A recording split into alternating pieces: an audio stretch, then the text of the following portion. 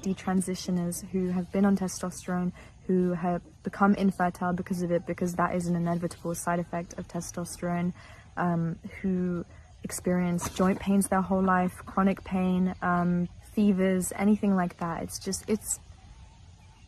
It's something that I wouldn't wish on anyone, to look back and realize that they made a mistake. It's such a huge and irreversible mistake to make that if anything I say can help people consider whether it makes them truly happy, then my goal is achieved. Hello， 大家好，我是立恩。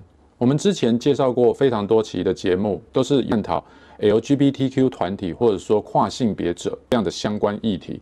但是我们都知道，过去随着民主党执政这么多年来，美国许多的州都立法通过了实施的性别肯定护理 （Gender Affirming Care）， 也就是呢，未成年的青少年可以在不需要经由父母的同意，就可以要求州政府来为他们进行所谓的一些性别医疗。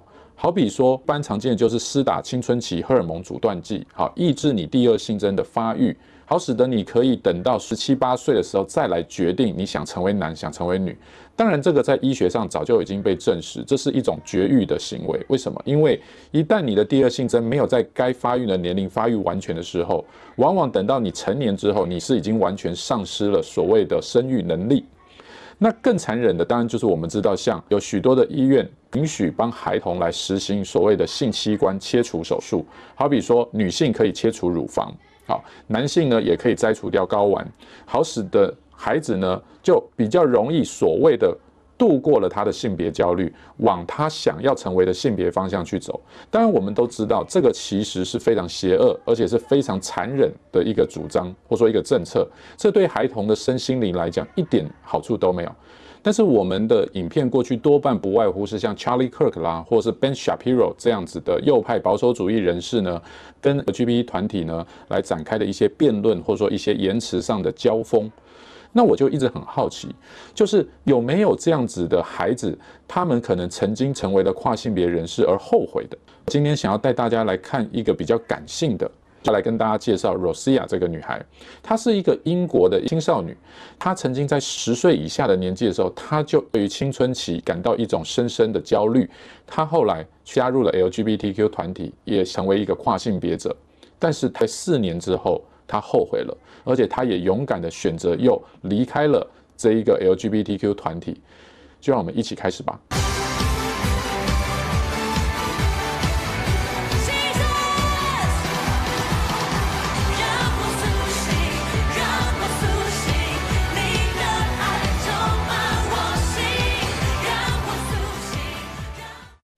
Hello. This is a weird video for me to make, but it's something that I've spoken about on this channel before, and that is the fact that I used to believe, or I used to be trans, and since then I have detransitioned. This video is not intended to be transphobic. I'm just talking about my own experience and issues with the LGBT community. I was very young when I started feeling issues with my body and my self-esteem. I was maybe 8 or 9 when I hit puberty, and it was around this time that sort of my anxiety started, that I started feeling discomfort within myself. And when I got into high school, I fell in with sort of an LGBT friend group. In this friend group, everyone sort of aligned their identities so fully with their sexuality or their gender that I began to believe that this was like normal, that it was normal to have your sort of only personality trait being your gender or your sexuality. And this was how a lot of them like self-identified. I fully remember many of my friends saying, oh, my only personality trait is that I'm gay or whatever. And that was the way that I thought friendships and that I thought people were supposed to be, that we were in this sort of righteous bubble that sort of defied societal conventions. And when I sort of saw the idols that my friends looked up to, people like Elliot Page or Hunter Schafer, I would see posts from trans people that say essentially, you know, I struggled with my body a lot when I was younger, and then I finally realized that I was trans, and I decided to fully transition, i.e. like double mastectomy or bottom surgery, and then I finally felt happy. And when you're young, you don't really tend to sort of assess the information that you take in.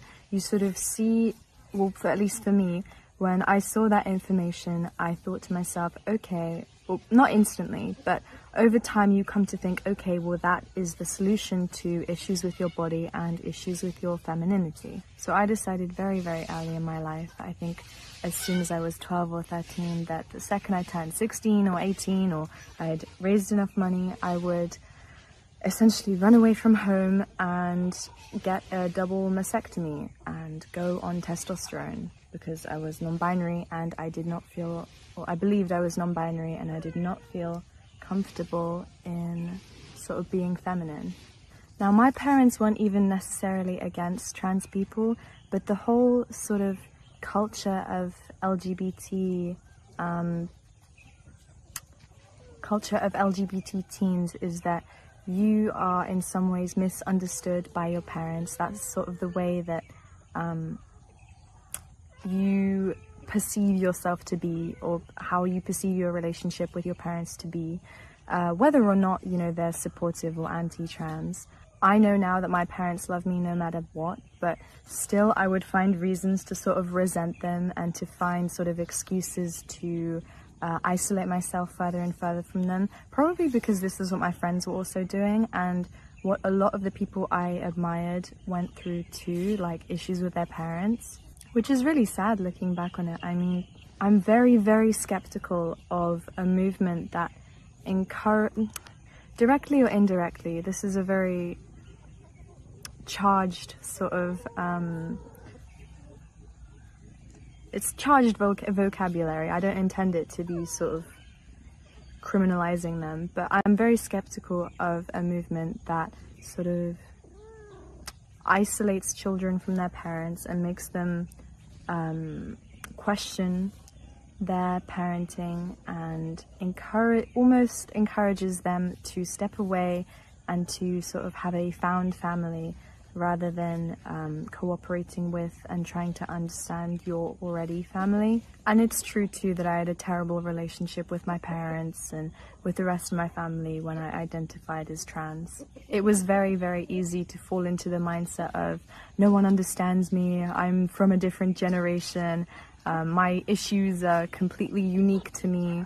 But the truth is that when I spoke about it later on, sort of after, with a few of the women in my family, they too have like struggled with feeling feminine in their younger years. That doesn't necessarily mean that they're trans. And this is one of the biggest issues that I have at the moment. I think it's sort of posited as a solution when really the solution is something else entirely, or rather a teaching of like self-acceptance in a way, and no one ever explained to me that puberty would be a difficult time emotionally. I knew, of course, that like hormones were high and like my body would change, but that was about it. No one ever told me that it's a strange feeling going from sort of childhood to adulthood. And the difficulty of that does not point necessarily to your gender identity, it just points to sort of your own discomfort and mental health. I publicly identified as trans or non-binary for 4 years until I was, I think, 15 or 16, and after which I sort of made an Instagram post that said, I'm not trans anymore. And then I think I deleted Instagram and I sort of isolated myself for a very long time, because whether or not it was real, I sort of perceived the whole wide world to be against me. So I had sort of built myself into this little victim mindset where I thought that, you know, because of course people didn't fully understand the fact that I was non-binary. I mean, a lot of people did not, because we were 12 and 13 and this was a new thing. But I took that very, very personally, and I took that to mean that they were against me, when they probably weren't. And so I assumed that the people who had been my friends when I was trans would stop being my friends after I stopped being trans, which was true.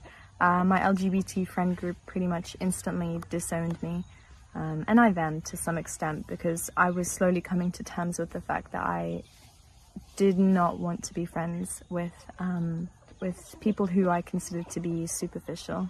But that's another issue, and not one that I'll talk about publicly. The next couple of years after I sort of publicly detransitioned were very, very hard. It was really difficult to sort of re-establish myself, knowing that I had made such a huge mistake, and that was probably amplified by my own feelings of depression and social anxiety. And it was just, I don't think I ever fully reintegrated back into like high school society after that, because I found it really embarrassing. It was a difficult thing to have gone through so young and to base your whole identity around, and it's such a big thing that when you realize that you're no longer that thing, the people around you just turn, essentially. They think that you've been like lying to get attention, which I don't believe I was at the time. I think I was just heavily misguided, and being so young, I was so impressionable. And I read recently that it takes 14 times of being told something for a child to believe it. And so I suppose it could have just been that I was told so many times, it's possible that you're trans, it's possible that you're trans, that eventually I started to believe it. And this is nothing against the LGBT community, but I think I know a lot of people with stories similar to mine, both personally and online, but no one really talks about them. No one really talks about the rising amount of young women who at some point considered themselves trans, either medically transitioned or didn't, and then came to regret it. The only real time I've heard this discussed publicly or online was through a Joe Rogan podcast with Abigail Shrier, who has also written a fantastic book. But she basically says that to some extent, and this is nothing against like the transgender community, but to some extent, being transgender now is to depressed teenage girls what, say, anorexia was in the 90s or drugs were in the 70s. It's sort of what girls who have home problems, who have issues with their body, who have issues with their family, it's what they turn to as a solution for their identity. Or not solution, but what they base their identity around. To me, this is so convincing because I can see it now, how incredibly high the levels of transgender people are rising, particularly amongst young teenage girls. I mean, it's unprecedented. It's a several thousand% increase in the last 20-30 years. And you have to consider that some of that must be cultural and some of that must be societal. I don't think it happens organically that, you know, such a huge percentage of young girls just wake up one day and realize that they're trans. I don't think that that's organic. I think that that is motivated in some way, whether they perceive it to be that way or not. But the trouble with this is, I mean, despite the fact that I date women, not exclusively, I don't identify as being part of the LGBT community, because to me, the LGBT community, or the one that I have experienced, clings so much to its beliefs and to its system and its agenda of sort of self-victimization and attacking anyone who disagrees with this experience. This is true of a lot of detransitioners, that I can't personally agree with it. I don't think it's right to sort of attack anyone who doesn't agree with your specific dogma, and this is in no way an attack. If anything, it's me speaking about my own experience in, not officially, but rather leaving the LGBT community. And it's a difficult thing to talk about. I know that a lot of people will probably resent me for putting out this video, despite the fact that I've tried to stay as true to my own emotions and experiences as possible, but I do it with no malice in my heart. If anything, I do it out of empathy for other young girls who are like me, who see this as the new solution to their issues with themselves and their femininity.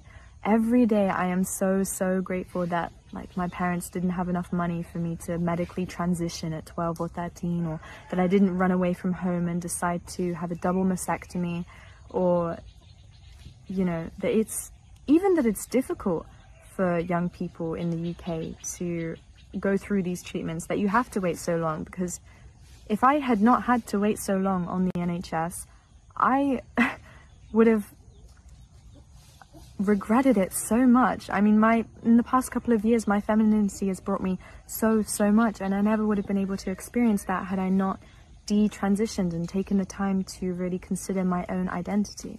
And I know I'm not alone, because I personally have at least like 5 to 10 friends that have all done this, to some greater or lesser extent. And I think the statistics mirror this too. It's something like a majority of people who transition are equally as depressed as they were before than they are after. And I think the percentage of suicide goes up very, very highly 5 years and after medical transition for a large percentage of people, which is interesting to me because it was always posited as a life-saving surgery to have sort of top or bottom surgery. And I think it's such a huge decision to make without having been told the other side of it. I mean, things like testosterone, they tell you that it's not permanent, but it is. If you take a look at some of the public sort of detransitioners who have been on testosterone, who have become infertile because of it, because that is an inevitable side effect of testosterone, who experience joint pains their whole life, chronic pain, fevers, anything like that. It's something that I wouldn't wish on anyone, to look back and realize that they made a mistake. It's such a huge and irreversible mistake to make that if anything I say can help people consider whether it makes them truly happy, then my goal is achieved. All I really want is for people, young women especially, to, before they make any permanent decisions, take a long look inwards. Heal your mental health, first of all. That is the biggest thing, I think. Heal your mental health, and then consider if you still feel uncomfortable within your own sexuality or gender. Because for me, after I healed my mental health, I feel almost no inclination towards like masculinity or androgyny. And I think that's the case for a lot of people who sort of experience depression in their earlier years, but then change as they get older. It's a terrible mistake to make, and one I hope that is made a lot less often. Obviously, it's not a mistake for everyone. I'm not talking about everyone. I'm talking about the select few who are socially pushed or socially nudged into it. I'm so grateful every single day that I did not make any medical choices that would have affected me my whole life now. Because if I had had the choice when I was 12 or 13, I fully would have believed, yes, I want to be infertile my whole life just for this. And now having children is like my #1 goal in life. It's my biggest goal. It's my dream now to have children, and it breaks my heart that that could have been taken away from me if I had been encouraged just a little bit more by my parents or by, you know, the system or the NHS or anything like that. But yeah, this video has no hate towards trans people. I just want everyone to consider my own perspective and my own experience as someone who has detransitioned, and having been on both sides of sort of deep within the LGBT community, and then having left it, having stopped being depressed, having come to a lot more happiness in my life. And yeah, again, I only send love and hope and peace out to all of you, and I hope that you find peace within yourself if you're watching this video. And yeah, love you. Bye. 我从 Rosia 的影片看到一个很棒的地方，就是他侃侃而谈了一段他过去的遭遇，而且他向我们娓娓道来，他这4年当中是如何的从这样子一种所谓的性别认同当中，又重新的找到了自我肯定。他也揭露出这里面当中有很多的地方后悔自己当初的选择，也认为自己当初其实是被一个错误的意识形态所影响。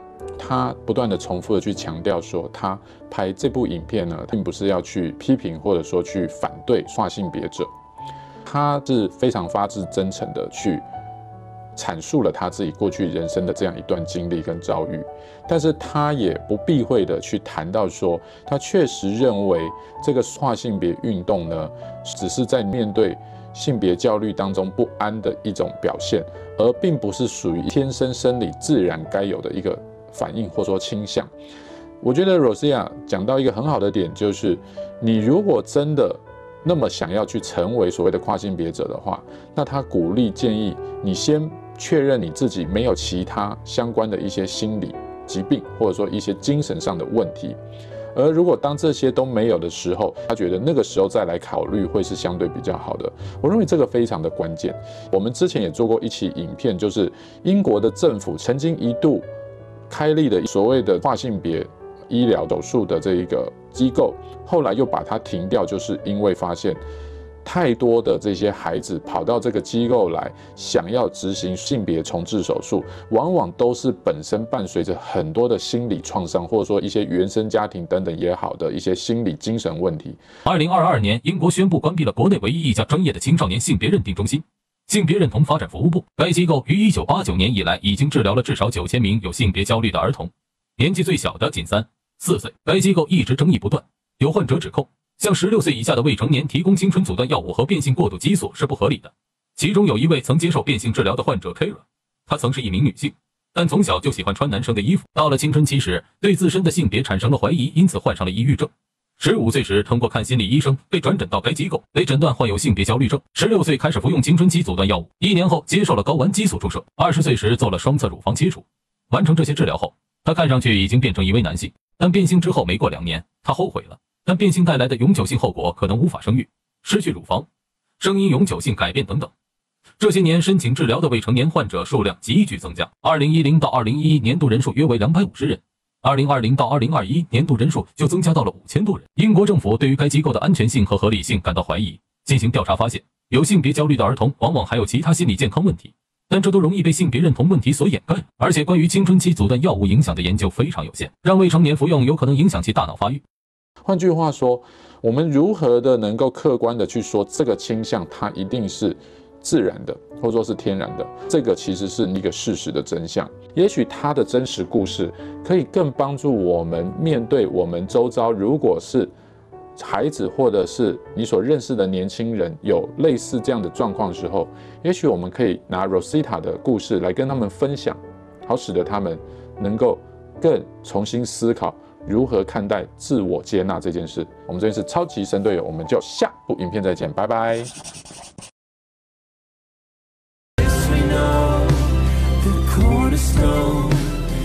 Christ alone, our hope now forever.